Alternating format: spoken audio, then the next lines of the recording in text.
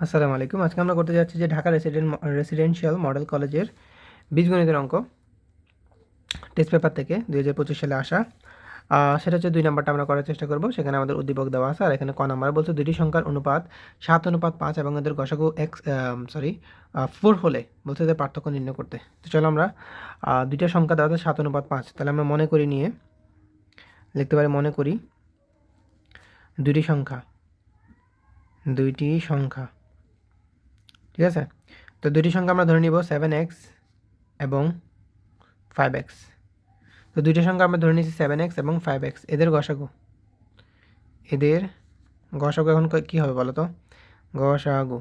গসাগু মানে হচ্ছে গরিষ্ঠ সাধারণ গুণনীয়ক, মানে হচ্ছে যে দুইটার মধ্যে সাধারণ যা আছে তা। তো এখানে কমন কী আছে বলো তো? কমন, গরিষ্ঠ মানে হচ্ছে কমন, আর গসাগু মানে হচ্ছে কমন নিতে হবে, আর লঘিষ্ঠ সাধারণ গুণিতক সেটা মানে হচ্ছে কমন আনকমন সব নিতে হবে, রাইট? ওকে, তো আমরা কমন নিব শুধু এক্স। এখানে আমাদের কমন যাচ্ছে, যেখানে এক্স আছে এখানে এক্স আছে, ঠিক আছে। তাদের গসাগু হবে কি? এক্স। কিন্তু প্রশ্নে আমাদের গসাগু সমান 4 দেওয়া আছে, তাহলে প্রশ্ন মতে দিয়ে আমরা এক্স সমান কত দেখাতে পারবো? প্রশ্ন মতে যেহেতু এটা গসাগু এক্স, এখানে গসাগু 4 দেওয়া আছে, that's mean x equal to আমাদের কত বেরোবে? 4। এখন আমাদের বলতে হবে সংখ্যা দুটির পার্থক্য নির্ণয় করতে, তার মানে আগে আমাদের সংখ্যা দুটি বের করতে হবে। তাহলে আমরা বলতে পারবো যে এখন প্রথম সংখ্যাকে আমরা কী ধরছিলাম বলো তো? 7x ধরছিলাম না? এখন এক্সের মান হচ্ছে আমাদের কত? 4। এক্সের মান হচ্ছে 4, তাহলে 4 সাথে কত? 28। সেম এখানে আমরা দ্বিতীয় সংখ্যাটি বের করি। দ্বিতীয় সংখ্যা হচ্ছে আমাদের 5x, ঠিক আছে। তো এক্সের মান আমরা কত ধরছিলাম? এক্সের মান ধরছিলাম আমরা 4, 4 5 কত? 20। তো আমরা বলতে যে পার্থক্য দেখাইতে, তাহলে আমরা লিখব সুতরাং পার্থক্য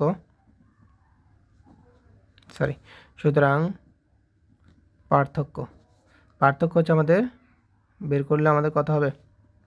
8। তো এটা হচ্ছে আমাদের ক নাম্বার আনসার। তাহলে দুইটি সংখ্যার অনুপাত দেওয়া আছে, আমাদের গসাগু দেওয়া আছে 4। এখন আমাদের বলছে দুইটি সংখ্যার পার্থক্য বের করতে, আমরা পার্থক্য বের করলাম, রাইট? ওকে, এরপর আমরা খ নাম্বারে চলে যাই। খ নাম্বারে বলছে আমাদেরকে উদ্দীপক দেওয়া আছে আমাদের এখানে দুইটা, সেখান থেকে আমাদের বলছে যে এখান থেকে এইটার মান নির্ণয় করতে। তো এটা মান নির্ণয় করতে হলে আমাদের দেখতে হবে এটা মিলতেছে এক্স এবং এম এন কোথায় আছে। এক্স এবং এম এন আছে প্রথম উদ্দীপকে, তো প্রথম উদ্দীপক দিয়ে আমাদের এটা প্রমাণ করতে হবে, ঠিক আছে। তো চলো আমরা লিখি। তো দেওয়া আছে দিয়ে আমরা যেটা আছে এটা লিখতে হবে উদ্দীপকে। তাহলে আমরা খ নম্বরের জন্য লিখবো দেওয়া আছে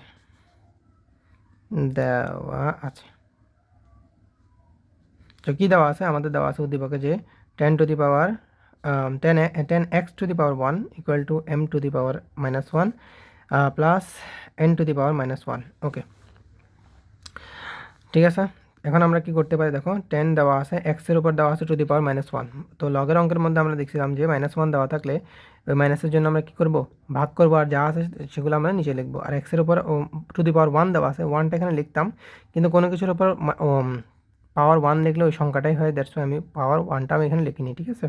সেম মাইনাসের জন্য আমি 1 দিয়ে ভাগ করবো আর নিচে লিখবো to the power m to the power 1 লেখার কোনো দরকার নেই। প্লাস এখানে মাইনাসের জন্য 1 দিয়ে ভাগ করবো আর লিখবো যে n টু দি পাওয়ার 1, কিন্তু 1 দিয়ে যদি পাওয়ার করে সেম হয় এই জন্য আমি এটা লিখিনি, ঠিক আছে। এবার 10টা উপরটার সাথে গুণ হবে, বিকজ সংখ্যা দেওয়া আছে, এটা নিচে মনে 1 দেওয়া আছে। ওকে, তো 10টা উপরের সাথে গুণ হবে, তাহলে 10 1 10, আর নিচে হচ্ছে এক্স, আর 1x গুণ করলে 1 এক্সই হয়। তারপরে এখানে আমাদের লসাগু নিব, প্লাস মাইনাস থাকলে, অর্থাৎ ভগ্নাংশ যদি থাকে মাঝখানে যদি প্লাস মাইনাস থাকে আমরা নিই লসাগু হচ্ছে আমাদের mn। লসাগুর সাথে আমরা হর যদি আমরা ভাগ করি অ্যাকচুয়ালি, তাহলে আমাদের m কাটা যাবে, n থাকবে, n 1 n প্লাস লসাগুর সাথে আমরা যদি এখন হর কাটি তাহলে n কাটা যাবে, ভাগ করে n কাটা যাবে, আর m থাকবে, m এর সাথে 1 গুণ করলে mই হবে। এবার আমরা করবো যে কোনাগুনি গুণ, এক্সের সাথে এটা গুণ করলে হচ্ছে এক্সের সাথে যদি গুণ করি তাহলে হচ্ছে এক্স এম প্লাস এন, আর এখানে আমাদের দেওয়া আছে 10 এর সাথে এম এন গুণ করলে এম এন, ঠিক আছে। এখানে এন প্লাস এম ছিল, এখানে এম প্লাস এন করছি, কোনো সমস্যা নেই, কারণ দুটোটার সামনেই প্লাস দেওয়া আছে, এটার সামনে প্লাস এটার সামনে প্লাস, তো একটু গুছিয়ে লিখলে কোনো সমস্যা হবে না। ওকে, এখন আমরা করতে যাচ্ছি সেটা হচ্ছে যে আমাদের এক্স এর মানটা বের করে নিচ্ছি, যে এক্স ইকুয়াল টু আমাদের কি? এক্স ইকুয়াল টু হচ্ছে ট্যাম এন এম এন, এটা এই পাশে গুণ ছিল, এ পাশে লিখে হবে ভাগ। ওকে, তো এই অংশটা আমাদের বের করা সবচেয়ে বেশি ইম্পর্টেন্ট বিষয়। এখন আমাদের কি করতে হবে খেয়াল করো, বলছে যে কই যেন এই তো বলছে যে আমাদের প্রথমে এক্সের সাথে 5m যোগ 5m বিয়োগ, এবার এক্সের সাথে 5n যোগ 5m বিয়োগ। তো এটা আমি এভাবে করতে পারতাম যে এক্সের নিচে যদি কোনো মতো আমি যে 5m আনতে পারি এবং এটা যোজন বিয়োজন করি, তাহলে x plus 5m x minus 5m লিখতে পারবো না? সেম এক্সের নিচে কোনো মতো যদি 5m আনতে পারি, তাহলে আমি লিখতে পারবো x plus 5n x minus 5n বিয়োগ যোজন বিয়োজন করে। তাহলে এই দুইটা অংশ এনে আমি যদি যোজন বিয়োজন করে দুইটা অংশ পেয়ে যাবো, তারপর দুইটা যোগ করলে আমাদের বেড়ে যাবে। ঠিক আছে, তো কেমনে করবো সেটা দেখো। তো প্রথমে আমাদের লিখতে হবে, এখন আমাদের যেটা দেওয়া আছে ওটা লিখি x প্লাস n। এখন তো এখানে 10mn দেওয়া আছে, 10 মানে হচ্ছে 5 ইন্টু কি 5 ইন্টু 2। এখান থেকে 5 কমন নিয়ে ফেললে আর থাকবে কি 2। তাহলে এখান থেকে আমরা 5 কমন নিচ্ছি, তাহলে এখানে থাকবে 2। এখান থেকে আমরা mটা নিয়ে আসতেছি এখানে, আর এখানে থাকবে কি n। আচ্ছা, তো বলা বলা হচ্ছে যে এখানে হচ্ছে যে এগুলো কি এই উপরে যেগুলো আছে এগুলো গুণ অবস্থা আছে, রাইট? এ পাশে কি হবে ভাগ, নিচেরটা ভাগ আছে, এটা যদি এ পাশে গুণ হবে। আর এখানে উপরে যেগুলো আছে লব যেগুলো আছে এগুলো গুণ অবস্থা আছে, এ পাশে কি হবে ভাগ। Okay fine. তো 5m আমরা এখানে এই পাশে আনলাম, তাহলে গুণ ছিল, এই পাশে আনলে কী হবে x এর সাথে ভাগ হবে। ঠিক আছে, এবার আমরা যোজন বিয়োজন করি। x plus 5m x minus 5m, আর এখানে 2n plus m plus n 2n, ওকে, মাইনাস m মাইনাস n। ওকে, লবের সাথে একবার হর যোগ, লবের সাথে একবার হর বিয়োগ। এবার আমরা কি করতে পারতেছি, x plus 5m x minus 5m, আর এখানে 2n আর n যোগ করলে হচ্ছে 3n প্লাস m। এখানে 2n এর সাথে একটা n যদি চলে যায় তাহলে থাকবে n, আর এখানে হচ্ছে মাইনাস m। এটাকে দেবো আমরা 1 নম্বর সমীকরণ। সেম কাজটা আমরা আবার করব n এর জন্য, লিখতে পারবো আবার। ওকে, আবার আমাদের এখানে হচ্ছে যে x, এখানে আমরা 5n আনবো, তাহলে আমাদের উপর থাকবে 2m, আর এখানে হচ্ছে m প্লাস n। ওকে চলো, তো তারপরে আমরা এখানে কি করতে পারবো, এখানে আমাদের যোজন বিয়োজন করবো, সেটা হচ্ছে x plus 5n x minus 5n। এবার 2m এর সাথে আমরা হরটা করব যোগ, এবং 2m এর সাথে হর করব আমরা বিয়োগ, তাহলে আমাদের পরবর্তী চিহ্নটাও চেঞ্জ হয়ে বিয়োগ হয়ে যাবে। এবার আমরা কি লিখবো, এবার আমরা লিখবো যে x plus 5m, sorry n ছিল, এবং x মাইনাস 5n যোগ করবো 2m এর সাথে, যদি একটা m যোগ করি তাহলে হচ্ছে 3m plus 1 plus n। 2m এর সাথে একটা m চলে গেলে আর থাকবে যে m মাইনাস n। এটাকে দিব আমরা 2 নম্বর সমীকরণ। ওকে, এই হচ্ছে আমরা দুইটা পেয়ে গেলাম। এবার আমরা যদি দুইটা যোগ করি তাহলে আমরা এই অবস্থায় পাবো যে আমাদের কি x plus 5m x minus 5n, তারপর হচ্ছে যে x plus 5n x minus 5n। ঠিক আছে, দুইটা যদি যোগ করি তাহলে আমরা সমীকরণ দুইটা যোগ করব, বলতে পারবো যে 1 নং যোগ 2 নং করে পাই।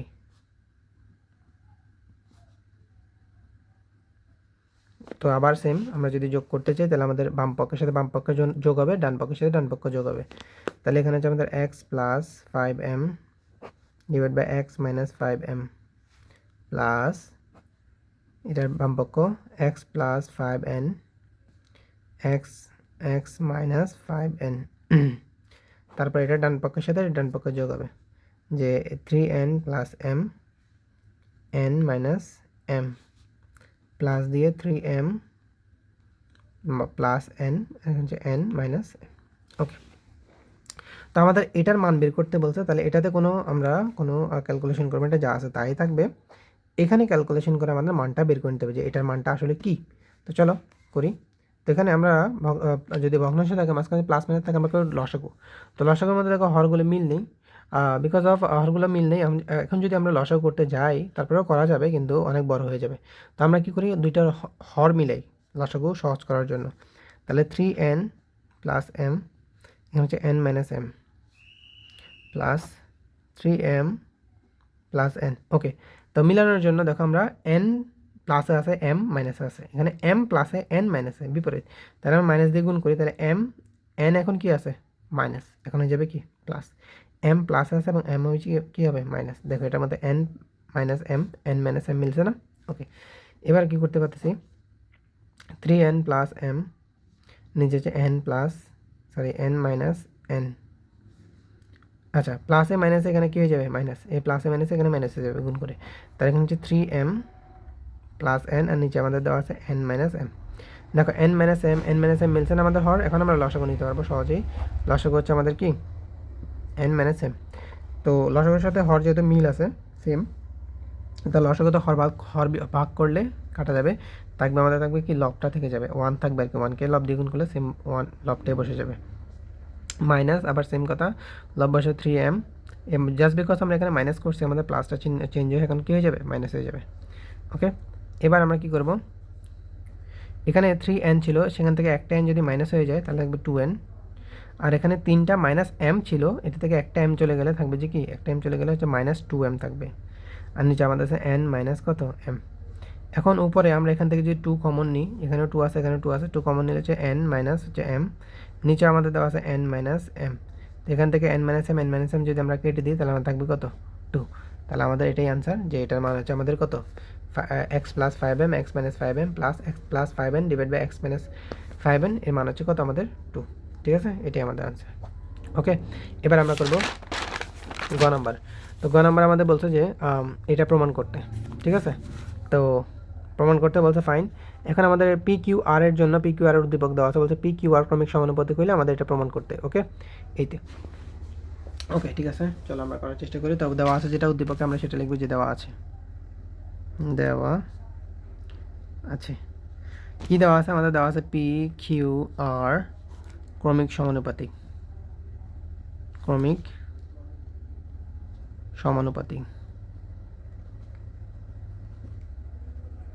পি কিউ আর ক্রমিক সমানুপাতিক। তো ক্রমিক সমানুপাতিক মানে কি, আমরা কি করতে পারবো, পি অনুপাত কিউ ইকুয়াল টু কিউ অনুপাত আর। ক্রমিক সমানুপাতিক মানে হচ্ছে এটা অনুপাত এটা সমান হচ্ছে এটা অনুপাত আবার এটা, ঠিক আছে। তো অনুপাত মানে আমরা জানি ভাগ, তাহলে হচ্ছে p by q equal to q by কি আর। এবার যদি আমরা কোনাগুনি গুণ করি তাহলে হচ্ছে যে পি এবং কিউ গুণ করলে কিউ স্কোয়ার, পি এবং পি গুণ করলে পি আর। ওকে, এইটাই হচ্ছে আমাদের মান। এখান থেকে আমাদের এই যে অংশটা বের করে নিতে হবে, যেটা আমাদের এখানে দেওয়া আছে। আমরা লেফট হ্যান্ড সাইড লিখবো, লেফট হ্যান্ড সাইড দেওয়া আছে আমাদের p to the power 4 q to the power 4 r to the power 4। তো এটা আমরা এভাবেই রেখে দেবো লেফট হ্যান্ড সাইড। আমরা রাইট হ্যান্ড সাইড দিয়ে মূলত লেফট হ্যান্ড সাইডটাকে মিলানোর চেষ্টা করব সমান করার জন্য।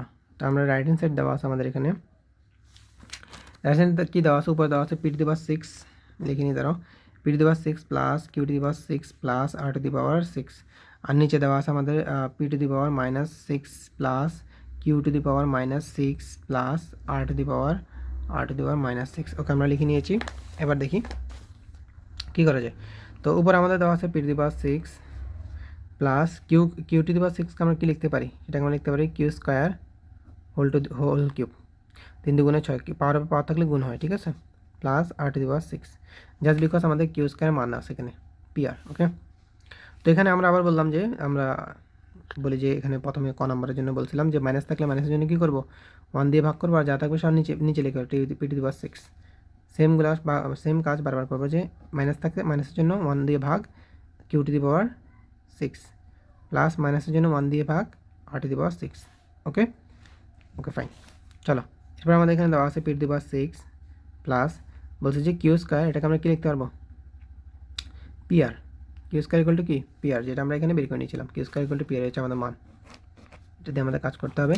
Q square equal to p r, তো কিউ স্কোয়ারের জায়গায় আমরা পি আর লিখলাম হোল কিউব মানে কি পি এর উপরে কিউব আছে আর এর উপরে কিউব আছে, ঠিক আছে, plus r to the power 6। Same কাজটা আমাদের এখানে করতে 1 by p to the power 6 plus 1 by q to the power 6কে আমরা কী লিখতে পারি, q square whole cube, q square কি হোল কিউব, প্লাস এখানে 1 by R to the power 6। ওকে, চলো তারপর কী করতে পারতেছি এখানে দেখি। তো উপরে আছে p to the power 6 plus p q r cube plus r to the power 6, আর নিচে আছে 1 by p square p to the power 6, actually p to the power 6 plus 1 by আচ্ছা p cube right, sorry p cube বলতেছি, q square equal to কি p r, যেহেতু কি উপরে cube দেওয়া আছে তাহলে আমরা দেখতে পাবো পি এর উপরে কিউব আছে আর এর উপরে কিউব আছে, p square equal to p r, কিন্তু q square equal to p r এখানে plus 1 by p r to the power 6। Okay fine, তাহলে উপরে যেমন আছে আমরা লিখবো p to the power 6 plus p cube plus r to the power 6। এবার নিচেটা খেয়াল করি, এই ভগ্নাংশ আছে ভগ্নাংশের মাঝখানে প্লাস মাইনাস আছে, আমরা করবো কি লসাগু নিব, লসাগু নিলে লসাগু হচ্ছে কমন আনকমন সব, আর পাওয়ার যদি থাকে সেম অক্ষরের মধ্যে সবচেয়ে বড় যেটা আছে সেটা আমাদের লসাগু, p to the power 6 r to the power 6 হচ্ছে আমাদের কি লসাগু, কারণ এখানে পি 6 বার আছে, এখানে পি 3 বার আছে, আরও এখানে 6 বার আছে, এখানে 3 বার আছে। ওকে, তাহলে আমাদের লসাগু হচ্ছে এটা। এখন আমরা লসাগুকে হর দিয়ে ভাগ করবো, লব দিয়ে গুণ করবো। লসাগু হর দিয়ে ভাগ করলে p^6, p^6 কাটা যায়, থাকবে হচ্ছে r^6, 1 দিয়ে গুণ করলে r^6 হবে, প্লাস পি কিউব এবং আর কিউব যদি আমি এটা কাটি তাহলে পি 3টা এবং আর 3টা কাটা যাবে, তাহলে আর থাকবে যে পি 3টা এবং আর 3টা, প্লাস এটা যে আমরা হর দিয়ে যদি আমরা লসাগুকে যে হর দিয়ে কাটি r6 কাটা যাবে, পি কিউব থাকবে, p^6 থাকবে অ্যাকচুয়ালি, 1 দিয়ে গুণ করলে p^6ই হবে। এবার আমরা কি করি, সরি দাগ দেওয়া দরকার নেই। এবার আমরা কী করি, এখানে দেখো, সরি জায়গা করে লিখে দিই। তো কী ছিল আমাদের এখানে, আচ্ছা বুঝিয়ে দিই আগে বিষয়টা, যে এখানে আমাদের কী দেওয়া আছে দেখো, ভাগ দেওয়া আছে, এই নিচে একটা ভগ্নাংশ দেওয়া আছে, উপরে একটা মান দেওয়া আছে, মাঝখানে দেওয়া আছে ভাগ। এই ভাগটা থেকে যদি আমরা গুণ করি নিচের ভগ্নাংশটা উল্টে যাবে, ঠিক আছে, ভাগকে যদি গুণ করি নিচের ভগ্নাংশ উল্টে যাবে। চলো আমরা দেখি, তাহলে আমাদের এই পাশে যে লবটা দেওয়া আছে সেটা আমরা লিখব p^6 plus p cube r cube plus r^6। তো লব যেটা ছিল সেটা আমরা লিখলাম। এবার আমরা গুণ করে এই ভগ্নাংশটা উল্টাই দিব, ভাগটায় গুণ লিখে ভগ্নাংশটা উল্টে দিব। এখানে লব ছিল আর লব কী ছিল এটা, তো এটাকে আমরা একটু গুছিয়ে লিখি, p6কে আমরা আগে লিখি, p^6 plus p cube r cube r^6 plus সামনে ছিল, এটাকে আমরা লাস্টে লিখি মিলানোর জন্য। অ্যাকচুয়ালি মিস্টেক হয়েছে আমাদের এখানে, সরি, আমার লিখতে হবে p^6 plus p cube r cube plus r^6। ওকে, গুণ আমরা বলছিলাম যে ভগ্নাংশটা আমরা উল্টাবো, এখানে যেটা হর আছে এখন সেটা লব হবে, এটা আমাদের উপরে বসবে, ঠিক আছে, উপরে আমরা এটা বসাবো p^6 r^6। এই লবটাকে আমরা এখন হর বানাবো, সেটা আমরা গুছিয়ে লিখবো যে p^6 plus p cube r cube plus r^6। Because of আমাদের এটা আমাদের লব এবং হর মিলে যায়, আমরা কাটি দেবো উপর নিচে, ঠিক আছে। তাহলে থাকবে আমাদের p^6 প্লাস r^6। এখন আমরা কি করতে পারি দেখো, p^6কে আমরা লিখতে পারি P square p^4 into P square, ঠিক আছে। স্যার এখানে প্লাস ছিল না কিন্তু গুণ ছিল, বারবার মিস্টেক করতেছি, এখানে প্লাস দিয়ে ফেলছে বলে। আচ্ছা, আর r^6কে আমরা লিখতে পারি আর স্কোয়ার এবং কি r^4। ওকে, বিকজ আমাদের লেফট হ্যান্ড সাইডে সবগুলোতে 4 দেওয়া আছে, এই জন্য আমরা মিলানোর জন্য এটা লিখলাম, ঠিক আছে।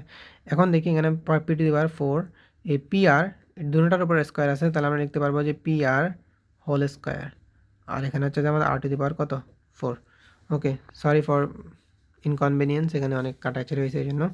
এখানে আমাদের আছে p^4, দেখো পি আর এর মান আমাদের এখানে দেওয়া আছে, যেটা হচ্ছে আমাদের কি কিউ স্কোয়ার, রাইট। তো পি আর এর মান আমরা লিখি q square whole square into হচ্ছে আমাদের কি r^4। পি আর এর মান এখন আমরা কিউ স্কোয়ার লিখলাম, যেটা আমাদের প্রথমেই বের করে নিয়েছিলাম যে পি আর ইকুয়াল টু কি কিউ স্কোয়ার, তবে q square equal to p r. Okay fine, এখন দেখো পাওয়ার উপর পাওয়ার আছে, হবে কি গুণ, তাহলে p^4 into 2 × 4 q^4 into r^4। দেখো এটা লেফট হ্যান্ড সাইডের সাথে মিলছে কিনা, p^4 q^4 r^4, ঠিক আছে মিলছে। এখন আমরা লিখতে পারি সুতরাং left hand side equal to right hand side, সুতরাং left hand side equal to right hand side. আমাদের কি করতে বলছিল, আমাদের বলছিল প্রমাণ করতে, তো আমরা লিখব কি, ভালো, proved. Okay, thank you for watching.